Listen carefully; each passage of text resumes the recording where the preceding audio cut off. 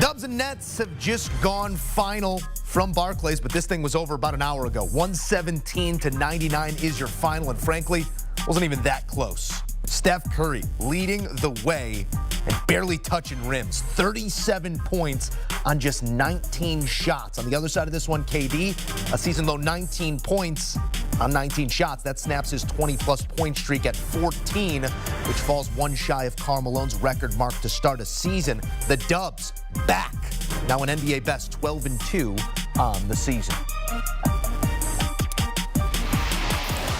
For more, we say hello to the coach, Avery Johnson, here to break it all down. Coach, always a pleasure to sit and chat with you, especially when we're talking about these two teams, the Dubs, the Nets going at it. We were expecting a close-fought one here in Brooklyn, but in the end, a second-half seiche by the splash, and that being Steph Curry specifically. Coach, I want to talk about this Golden State team and what they've done here in the first month of the season in respect to what they were just a few months ago. Back in May, we're looking at a play-in team. Now, this roster, it's different in some ways, but still very similar to what we saw just a few months ago. Where's the biggest difference been for Golden State, as they've obviously been led here by Steph Curry and some spectacular shooting? Well, Joe, there are several differences with the Golden State Warriors team this year. Jordan Poole, 2019 first-round draft pick out of Michigan. He's playing lights out. Now, he didn't make a three tonight, but he's shooting the three extremely well. He really is a good compliment right now, temporarily, to Steph Curry.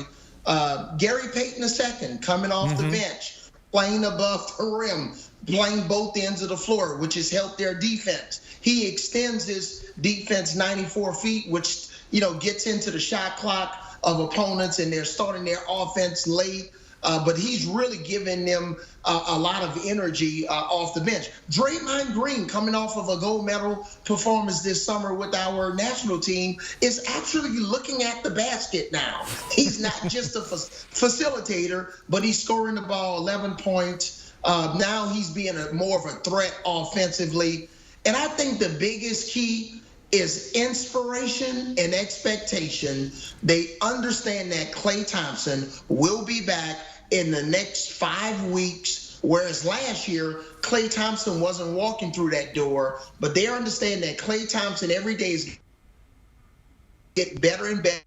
Excitement around his return, and that's a lot to do with their resurgence this year, the expectation that Klay Thompson is coming back. Yeah, just knowing that guy is not too far off. We know what Klay brings offensively, defensively as well, but this is a team that holds the Brooklyn Nets, a scoring juggernaut in their own right, to 99 points here in this matchup on Tuesday night. Coach, we got to talk about KD. Came up short in this one, just 19 points, a season low. 19 points on 19 shots. He's been so efficient throughout the beginning stages of this season.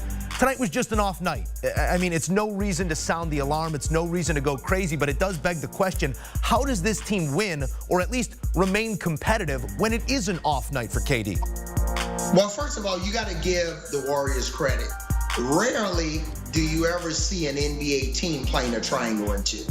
Okay, I played it when I was in college, going against two scorers, but that's something that's not universal in the NBA defensive stratosphere. So give Golden State credit for implementing that triangle and two, which really slowed down Kevin Durant, but also James Harden, who's really struggled. He hasn't, he didn't come into camp after that surgery in phenomenal shape. Obviously, they're missing Kyrie Irving, but give the Warriors credit for throwing out what we call a junk defense to not only slow down the role players, but stymie Kevin Durant, who struggled, and then they also made Kevin Durant work on the defensive end. Yeah, KD missed his final 8 shots in this one, Coach.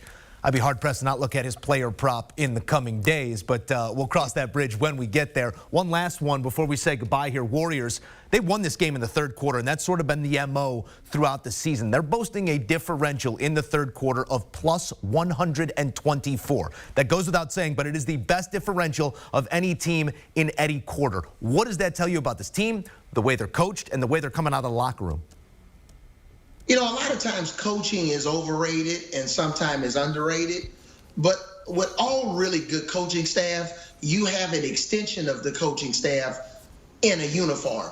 And for the Warriors, that's Andre Iguodala. He's the guy that after Coach Kerr gives his speech at halftime, he galvanizes all of the players, give them the final instructions before they hit the court, goes over the points of emphasis. I did it when I played for the Spurs and the Warriors, and that really carried over, and coaches really appreciate that. So coaches can only do so much. That's why you need coaches on the floor. And then when you have a guy like Steph Curry that's hitting, shots that as soon as he gets off the team bus, he's within his range, and he's a problem solver. So between Steph Curry's shot-making ability that can problem solve, Andre Iguodala leadership ability, Draymond Green's leadership ability, that's why their third quarters are so ferocious. Yeah, Iggy's such a big part of those title runs in the past. Perhaps he'll be an integral part of an upcoming title run, perhaps in a different way. Coach, we appreciate you breaking it down, as always, here on HQ.